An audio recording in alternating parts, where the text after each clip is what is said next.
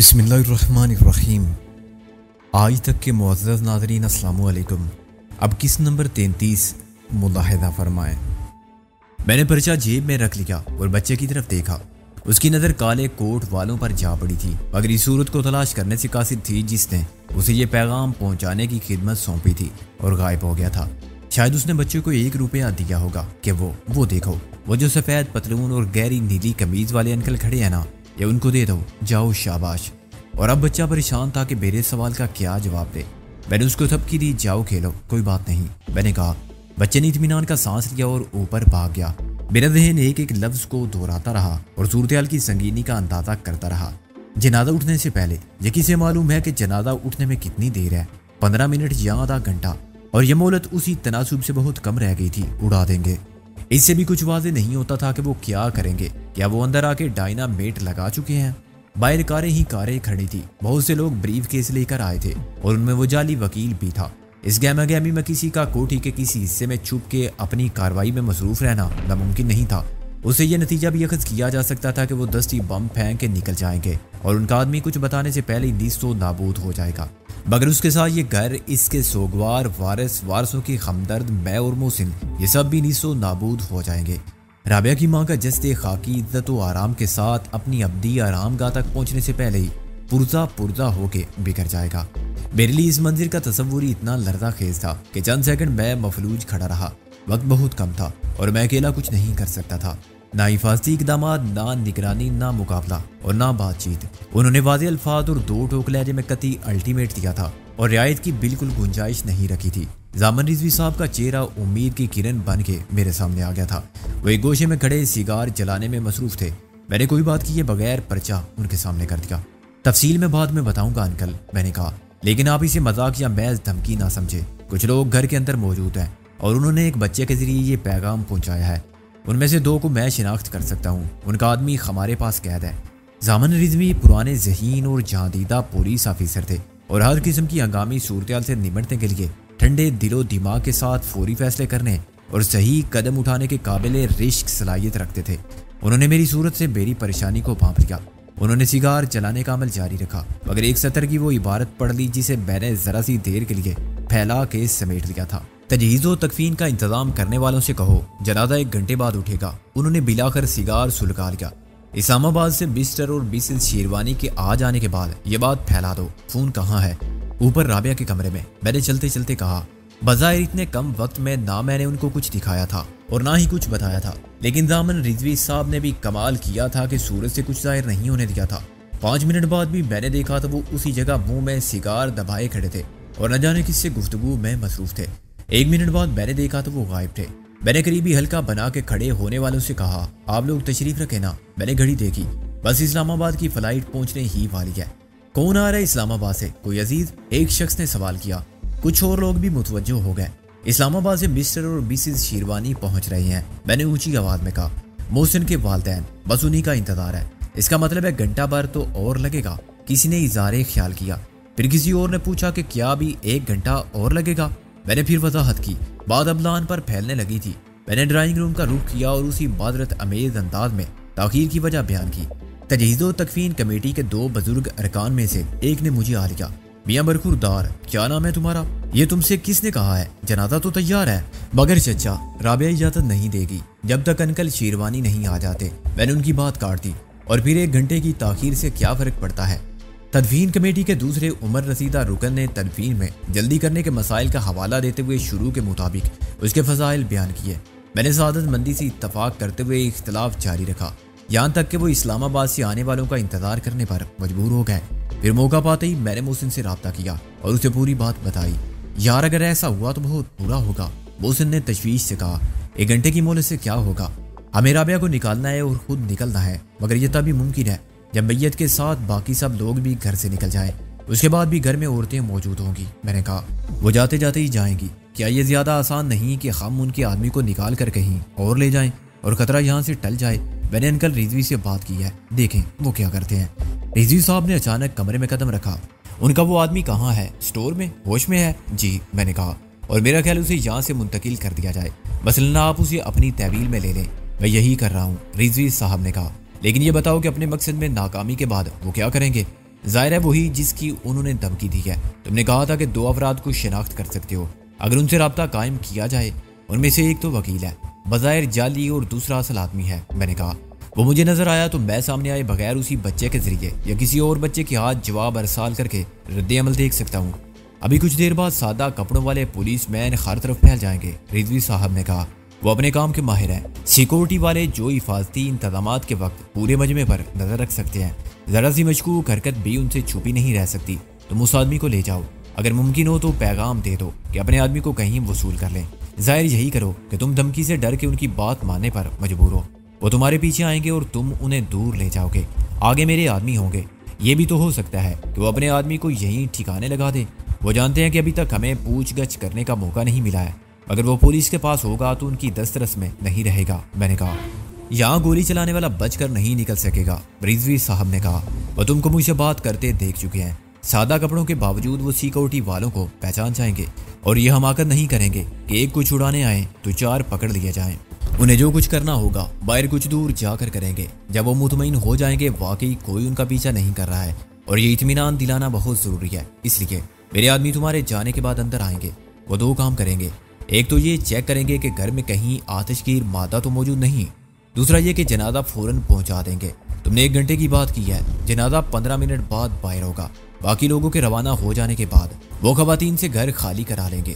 رابعہ کو میں لے جاؤں گا، میرا مطلب ہے شوفر میرے گھر لے جائے گا، اور میں اس شخص کو لے کر کہاں جاؤں گا؟ میں نے پوری اسکیم پر غور کرتے ہوئے کہا۔ ایمبیسیڈر ہوٹل کی طرف، ذرا آگے کوڑے کا ایک ٹرک سڑک کے کنارے الٹا پڑا ہے، میرے آدمی اس کے اندر ہوں گے اور ٹھیک وقت پر باہر نکلیں گے جب انہیں یقین ہو جائے گا کہ اب تمہارے لیے خطرے کی کوئی بات نہیں ہے اور ملزم بھی بلا مقابلہ حراست میں لیے جا سکتے ہیں، رضوی صاحب نے کہا۔ وہ اندر ٹرانسمیٹر ریسیور لیے بیٹھے ہوں گے اور ہر بات سنتے رہے ہوں گے۔ ملزموں کا راستہ آگے روکا جائے گا اور جب وہ اپنے آدمی لے کر روانہ ہو جائیں گے، اگر وہ تمہیں بھی لے جائیں تو محتاط رہنا اور اپنی جان بچانے کی خود بھی کوشش کرنا۔ بس اب دیر مت کرو، اور ہاں اسے یعنی اپنے قیدی کو ذرا چھپا کے نکالنا، یوں کہ صرف دیکھنے والے دیکھ سکے۔ وہ دروازہ کھول کر باہر نکل گئے۔ یار میری سمجھ میں تو کچھ نہیں آتا، محسن نے کچھ دیر بعد کہا۔ اگر ہم معاملات کو اپنے ہاتھ میں ہی رکھتے تو بہتر تھا۔ سوچا تو میں نے بھی یہی تھا، مگر ایک تو مجھے یہ مشکل لگا، پھر میں نے رضوی صاحب سے بات کر لی۔ اب کچھ اور نہیں ہو سکتا، میں نے کہا۔ بظاہر تو کوئی خامی نہیں، مگر دشمن بھی بیوقوف نہیں ہے، یہ 50-50 کا چانس ہے جو لینا ہی پڑے گا۔ میں نے 2 سطر کا جوابی پیغام لکھا۔ ہم اس وقت مجبور ہیں، تمہارا آدمی رہا کیا جا رہا ہے، کوئی ہنگامہ کرنے کی ضرورت نہیں ہے۔ گھر میں بہت سے بچے ایسے بھی تھے جو ماحول سے اور بڑوں کی ڈانٹ ڈپٹ سے بے نیاز کھیلوں کود میں مصروف تھے۔ فطرتاً ان کے لیے بیٹھنا مشکل تھا۔ ایک بچہ زینے کی ریلنگ پر گھوڑے کی طرح سوار پھسلتا ہوا نیچے آیا۔ یہ وہی بچہ تھا۔ ریلنگ کے آخری کنارے پر اس نے بریک لگائی اور لکڑی کے سٹون سے نہیں ٹکرایا۔ میں نے اس کا بازو تھام لیا۔ بچہ کا رنگ اڑ گیا۔ اس کا خیال تھا کہ اب میں بھی دوسروں کی طرح سرکس کا مظاہرہ کرنے پر اسے شرمندہ کروں گا، لیکن میں نے کہا تم تو بڑے سمجھدار بچے ہو۔ پھر میں نے جیب سے 1 روپے کا نوٹ نکالا۔ یہ لو، میرا بھی ایک چھوٹا سا کام کر دو، یہ پرچہ ایک آدمی کو دینا ہے، اگر اسے کچھ نہیں بتانا میرے ساتھ آؤ۔ بچہ خوشی خوشی میرے ساتھ چل پڑا۔ وکیل کی صورت مجھے کہیں دکھائی نہ دی، لیکن سلیٹی رنگ کے کپڑوں والا نظر آ گیا۔ وہ لان کے آخری حصے پر کھڑا کوٹھی کے عقبی حصے کا جائزہ لینے میں مصروف تھا۔ بچے نے اس مرتبہ چالاکی سے کام لیا اور پرچہ اس کو تھماتے ہی بھاگ نکلا۔ میں نے دیکھا کہ سلیٹی کپڑوں والے نے 1 سطر کے جواب کو پڑھا اور کاغذ کو جیب میں ڈال دیا۔ پھر اس نے سر ہلایا، شاید اس کے ساتھ ہی وہی تھے، اور یہ اشارہ ان کے لیے تھا کہ جواب مثبت ہے، یا وہ مجھے بتانا چاہتا تھا کہ ٹھیک ہے ہم دیکھ رہے ہیں۔ میں لوٹ کر اندر گیا۔ رضوی صاحب کی دی ہوئی 15 منٹ کی مہلت میں سے 5 منٹ گزر چکے تھے۔ میں کوریڈور میں کھڑا رہا اور محسن نے اسٹور کا دروازہ کھولا۔ میری نگاہ ہر طرف تھی اور خالی ہاتھ ہونے کے باوجود میں پوری طرح چوکس تھا۔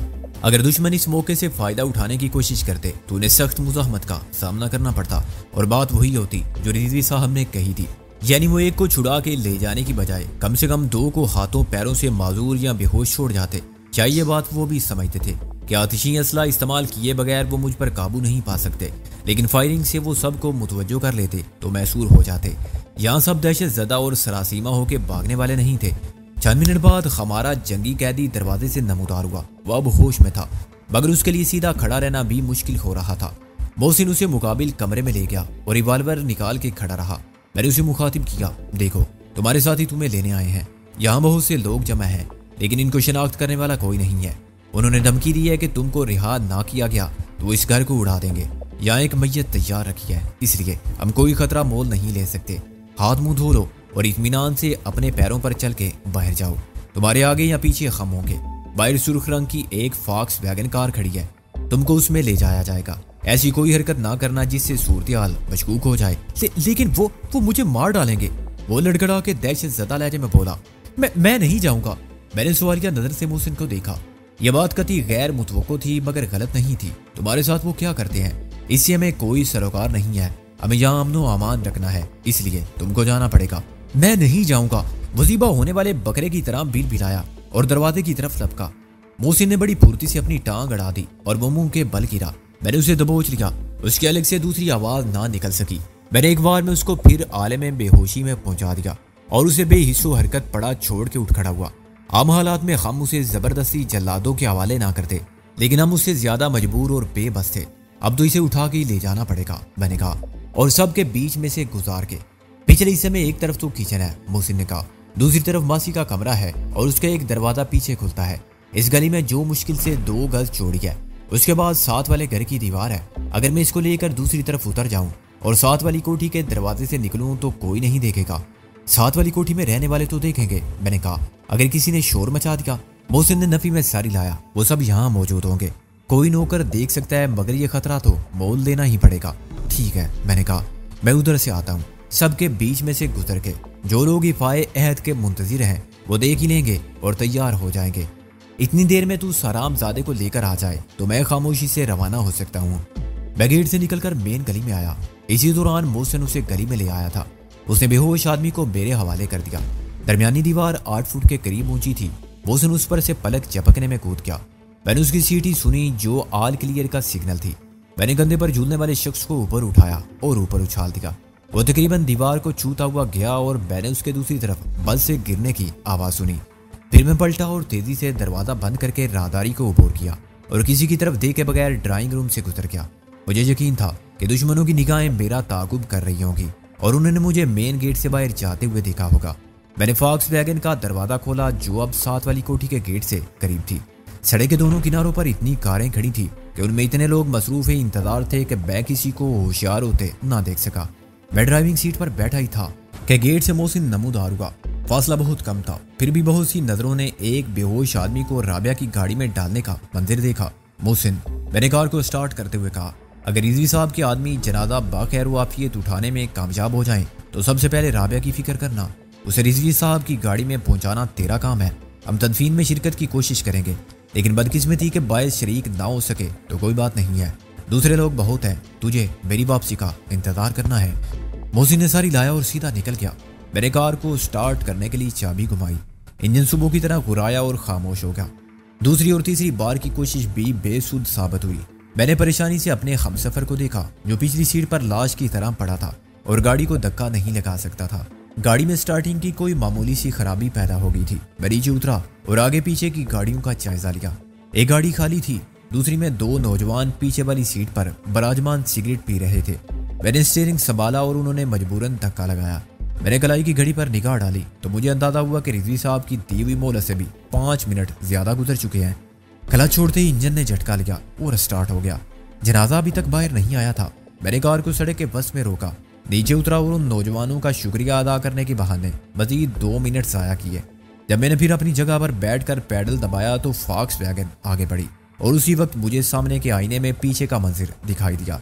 जनाजा बाहर आ गया था और लोग बड़ी उजलत में कारों से निकल के उन लोगों में शामिल हो रहे थे जो राबिया की कोठी के दरवाजे से हुजूम की शक्ल में निकल रहे थे। मैंने इत्मीनान का सांस लिया और कार आगे बढ़ा दी। जनाजे को मियां मीर साहब के कब्रिस्तान जाना था, चुनाचे सब खाली कारें वहीं खड़ी रह गई थी, सिवाय एक कार के जो खितार में से निकलकर मेरे पीछे आई थी। किसी ने उस पर गौर नहीं किया था क्योंकि वहां खड़ी हुई सब कारें जनाजे में शिरकत के लिए आने वालों की नहीं थी। मैंने मोहसिन से भी नहीं कहा था कि मैं क्या करना चाहता हूँ। उस वक्त तक खुद मुझे मालूम नहीं था कि मैं क्या करूँगा, लेकिन मेरे ज़हन में मोहसिन की बात टूट कर रह जाने वाले कांटे की तरह खलश बनकर मौजूद थी। खुद मैं भी मोहसिन का हम ख्याल था कि मामलात अगर हमारे हाथ में रहते तो बेहतर था।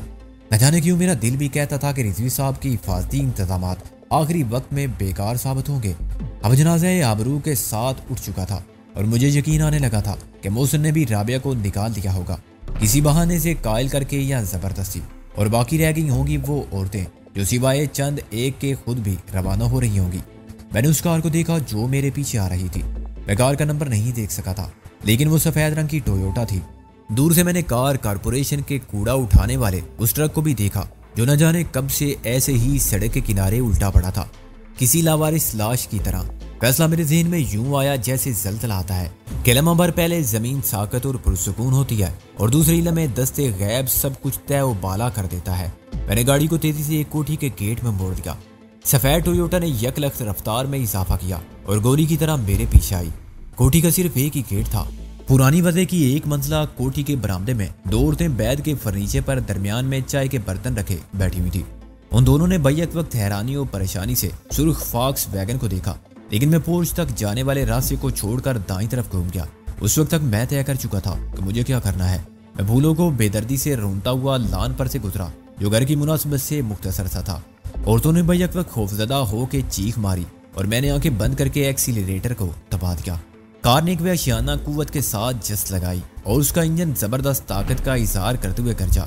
गाड़ी तोप से फायर होने वाले गोले की तरह बढ़ी और मैंने खुद को संभाल के स्टीयरिंग को मजबूती से थाम लिया। अहाते की दीवार से तसादुम की आवाज के साथ ही मुझे झटका लगा, मगर बम्पर ने पुरानी दीवार को बिल्डोजर के ब्लेड की तरह गिरा दिया और ईंटों के ढेर होने से पहले गाड़ी सड़क पर आ चुकी थी। उस वक्त मैंने ये नहीं देखा कि अगले या पिछले हिस्से पर ईंटों से कितने डेंट पड़े हैं और पिछली सीट पर लेटे हुए शख्स का क्या हाल हुआ है। सबसे पहले मैंने अपने आप को देखा। मुझे कोई गजीन नहीं पहुंचा था और विंड स्क्रीन सलामत रहा था, वरना उसका शीशा बिखर था तो मुझे भी जख्मी कर सकता था और मेरे चेहरे पर लगता तो मुझे अंधा भी कर सकता था। उसके बाद मैंने सफेद टोयोटा को उसी कोठी के गेट में दाखिल होते देखा और मुस्कुराया। उनके रास्ते में टूटी हुई दीवार का मलबा हायल था और उनके लिए बाहर निकलने के दो ही रास्ते थे, या तो वो रिवर्स गियर में वापस हों और फिर गेट से निकले, या दूसरी जगह से दीवार शक करके बेरी तकलीद करते हुए सड़क पर आ जाएं। लेकिन मेरे मुकाबले में उनकी मुश्किलात ज्यादा थी। लान पर पानी दिया गया था और इस बात का इम्कान था कि रिवर्स गियर में गाड़ी के पहिए धंस जाएं और वो वहीं घूमने लगे तो कार फंस जाए। फॉक्स वैगन के पहिए बड़े थे और मैं पूरी रफ्तार से गुजर गया था। टोयोटा के ड्राइवर ने तजब्जुब का मुजाहरा किया और रुक कर वापस होना चाहा तो शायद कामयाब ना हो। अगर उसने भी दीवार में से गुजरना चाहा तो मेरे मुकाबले में उनके लिए खतरात फिर ज्यादा होंगे। टोयोटा लंबी कार थी और उसकी पिकअप फॉक्स वैगन जितनी नहीं थी कि मलबा ऊपर गिरने से पहले रुकावट उबूर कर जाए। उसका विंड स्क्रीन टूटने और तवाज़ुन बिगड़ने के इम्कानात भी ज्यादा थे। मुझे फॉक्स वैगन के बम्पर ने भी बचाया जो काफी आगे निकला हुआ था, और एक फायदा मुझे ये भी हासिल था कि इंजन पीछे था जिसे नुकसान नहीं पहुंच सकता था। टोयोटा का इंजन आगे था, चुनाचे तसादुम के बाद उसका बंद हो जाना भी मुमकिन था। इन बातों के अलावा मुझे यकीन था कि औरतें फॉक्स वैगन का नंबर तो शायद ना देख सकी हूँ, मगर टोयोटा का नंबर वो यकीनन देख लेंगी। घर में फोन हुआ तो फौरन अंदर भाग गई होंगी। दुश्मन की कार फंस गई तो वो उसको छोड़कर भागने पर मजबूर हो जाएंगे और मुझे कुछ मोहलत मिल जाएगी। किसी का बुरा मैंने कभी नहीं चाहा, लेकिन इस वक्त बेइख्तियार मेरे दिल से दुआ निकली जो बद्दुआ थी कि काश इनकी गाड़ी फंस जाए और वो जख्मी हो जाए। जब मैं टेढ़ी मेढ़ी कार को दौड़ाता हुआ वापस जा रहा था तो मुझे सड़क के किनारे एक सपेरा नजर आया। वो मजे से बीन बजाता अपनी पिटारी कमर पर डाले पैदल जा रहा था। बिजली की तरह मेरे जहन में एक ख्याल आया और मैंने ब्रेक लगा के गाड़ी को बिल्कुल सपेरे के पास रोक लिया। वो कुछ सहम कर एक तरफ हो गया और उसकी बीन रुक गई। देखो इधर आओ, मैंने उसे उंगली के इशारे से करीब बुलाया। ये जो सांप है तुम्हारे पास ये खतरनाक है। सपेरा डरता डरता करीब आया। नहीं बादशाह हो, हम पेट पालने के लिए तमाशा करने वाले जोगी हैं। सांप का जहर पहले ही खत्म कर देते हैं। बच्चों को बड़ों को खम से और हमारे सांप से कोई नुकसान नहीं पहुंच सकता। और हमारे पास तो एक ही सांप है सरकार। वो मुझे स्टेट या पुलिस अफसर वगैरह समझ के वजाहत कर रहा था। उसके पास कोई ऐसा सांप नहीं जिससे किसी की जान जाने का अंदेशा हो। अच्छा, मैंने कहा ये बताओ कितने में बेचोगे? मुझे एक ही सांप चाहिए। वो कुछ देर हक्का बक्का खड़ा मेरी सूरत देखता रहा। ये बेचते नहीं हम जोगी, ये तो अपनी रोटी है। अरे बाबा तुम दूसरा ले लेना, जहाँ से भी मिले, तुम्हें मालूम होगा कि कहाँ मिलते हैं। मैंने झुंझला कर कहा कीमत बताओ। 200 400। उसकी आंखें हैरत से और फैल गई। मेरा अंदाजा था कि उसने सांप जंगल से पकड़ा होगा और वो दूसरा भी आसानी से हासिल कर लेगा, लेकिन उसने देखा कि मेरी जरूरत हैसियत है और मैं मुंह मांगी कीमत भी दे सकता हूँ। ना 2 ना 4 बादशाह हो, पूरे 1000। उसने उंगली उठाई। मैंने अपना पर्स निकाला, उसमें सिर्फ 700 रुपए थे। हराम ज़्यादा। मैंने दिल ही दिल में उसे गाली दी। फिर मुझे उस शख्स का ख्याल आया जो पीछे लेटा हुआ था। जब हम उसे कैदी बना के लाए थे तो मोहसिन ने 10,000 की गड्डी भी उठा ली थी। یہ رقم ہمیں مقتول چوکیدار کے وارثوں کو ارسال کرنی تھی۔ محسن نے یہ گڈی گلوز کمپارٹمنٹ میں ڈال دی تھی۔ 1 منٹ بعد میں 100 کے 10 نوٹ لے کر اور پٹاری لے کر پھر روانہ ہو چکا تھا اور سپیرا ہاتھ میں نوٹ پکڑے وہیں کھڑا رہ گیا تھا۔ ایک فضول سے بے ضرر سام کے بدلے اسے منہ مانگی دولت مل گئی تھی، جتنی شاید وہ پورا مہینہ جک مار کر بھی نہ کماتا۔ اسے افسوس ہو رہا ہوگا کہ کارڈ کا الو پھنسا تھا اور اس نے 2000 یا 10,000 حاصل کرنے کا سنہری موقع گنوا دیا۔ گاڑی کو پھر اسی جگہ روک کر میں نے پیچھے دیکھا۔ کوئی شکستہ حال ٹویوٹا سڑک پر دور دور تک نظر نہیں آ رہی تھی۔ میں نے دروازہ کھول کے اس شخص کو گھسیٹا اور کندھے پر ڈال کے ساتھ والی کوٹھی میں داخل ہو گیا۔ قدرت خود سازگار حالات فراہم کر رہی تھی۔ باہر کوئی نہیں تھا اور مجھے اس بے ہوش شخص کو جاڑیوں کے پیچھے ڈالتے ہوئے کسی نے نہیں دیکھا تھا۔ رابعہ کی کوٹھی کے دروازے سے اکا دکا خواتین باہر آ رہی تھی۔ میں پھر باہر بھاگا۔ کار کا بونٹ پیچک گیا تھا اور ہاتھ لگاتے ہی اٹھ گیا۔ فاضل ٹائر اور جیک وغیرہ کے علاوہ اس میں سے مضبوط نائلون کی رسی بھی برآمد ہوئی، جو شاید اس لیے رکھی گئی تھی کہ کہیں گاڑی بالکل ہی جواب دے جائے تو اس کو کسی دوسری گاڑی کے پیچھے باندھ کے لایا جا سکے۔ میں نے بڑی پھرتی سے بے ہوش شخص کی مشقیں کسی اور پٹاری سمیت رابعہ کے گھر میں کود گیا۔ رضوی صاحب کے آدمی اگر پوزیشن سنبھال چکے تھے تو شاید کمروں میں اور کوٹھی کے سامنے والے حصے میں مصروف تھے۔ ان میں سے ایک نے مجھے اوپر جاتے دیکھا اور میرا راستہ روکنے کی کوشش کی۔ میں نے اسے بتایا کہ میں گھر کا آدمی ہوں اور وہ ضامن رضوی صاحب کی ہدایت کے مطابق اپنا کام جاری رکھیں۔ یہ حوالہ مجھے معتبر ثابت کرنے کے لیے کافی تھا۔ پٹاری کو میں نے پیچھے کر لیا۔ مجھے یہ بھی معلوم نہیں تھا کہ اس میں کتنا بڑا سانپ ہے، لیکن وزن سے اندازہ ہوتا تھا کہ سانپ چھوٹا ہی ہے۔ تاہم اس کی دہشت خواتین کے مجمع کو جتنی جلدی منتشر کر سکتی تھی اتنی جلدی سٹین گن بھی نہیں کر سکتی تھی۔ موقع پاتے ہی میں نے رابعہ کے کمرے کا دروازہ کھولا اور سانپ کو باہر نکالا۔ وہ مٹیالے سے رنگ کا 4 فٹ لمبا اور 1 انچ سے کچھ موٹا سانپ تھا۔ میں نے اسے گردن سے دبوچ لیا اور اس کی دم کو دوسرے ہاتھ میں پکڑ کے باہر دیکھا۔ باہر کوئی نہیں تھا۔ میں نے سانپ کو رابعہ کے کمرے کی سمت اچھال دیا جہاں سب خواتین جمع تھی۔ صرف 1 منٹ میں کسی عورت نے دہل کر دل دہلا دینے والی چیخ ماری، سانپ! اس کا ساتھ دیگر عورتوں نے دیا۔ پھر بگدڑ مچ گئی۔ سانپ بے سو حرکت پڑا تھا، لیکن عورتیں اپنے بچے اور برقعے سمیٹ کر سخت بدحواسی کے عالم میں فرار ہو رہی تھیں۔ تاہم کچھ خوف کے باعث کمرے سے ہی باہر نہیں آ رہی تھی۔ میں اطمینان سے آگے بڑھا اور میں نے خواتین کے سامنے سانپ کو لات مار کے دور پھینک دیا۔ اب آپ لوگ نکل جائیں، میں نے سانپ کے اور دروازے کے درمیان کھڑے ہو کر کہا۔ چند منٹ میں گھر کے اندر ماسی سمیت کوئی عورت نہیں رہی تھی۔ صرف ضامن رضوی صاحب کے 4 آدمی مجھے گھور رہے تھے۔ وہ سمجھ گئے تھے کہ میں نے سانپ کا چکر کیوں چلایا تھا۔ کہیں کوئی آتش گیر مادہ، ٹائم بم یا ڈائنامیٹ ملا؟ میں نے اطمینان سے پوچھا، جیسے میں ان کا آفیسر ہوں۔ ایک شخص نے نفی میں سر ہلایا، دوسرے نے کہا ہم نے چیک کر لیا ہے۔ اچھا تو آپ لوگوں کا کام ختم، آپ لوگ جا سکتے ہیں، میں نے کہا۔ وہ دھمکی جھوٹی ثابت ہو گئی تھی۔ میرے لہجے سے وہ کچھ دب گئے۔ کیا ہم باہر موجود رہیں جناب؟ نہیں، تم لوگ جاؤ۔ میں نے مزید تہمکانہ انداز اختیار کیا۔ میں کوٹھی کو لاک کر رہا ہوں۔ انہوں نے ایک دوسرے کی طرف دیکھا اور نیچے اتر گئے۔ میں نے نیچے جا کے دیکھا تو وہ دروازے پر کھڑے ہوئے لوگوں کو بھگا رہے تھے، جو حواس باختہ خواتین کو فرار ہوتے دیکھ کر تجسس کے باعث رک گئے تھے۔ محسن نے ان کے نکلتے ہی گیٹ بند کر دیا۔ تو نے رابعہ کو نکال دیا ہے نا؟ میں نے کہا۔ اسے تو رضوی صاحب کا شوفر لے گیا۔ وہ بولا تو نے یہ کیا ڈرامہ کیا ہے؟ میں سب کو چکر دے آیا ہوں، میں نے کہا۔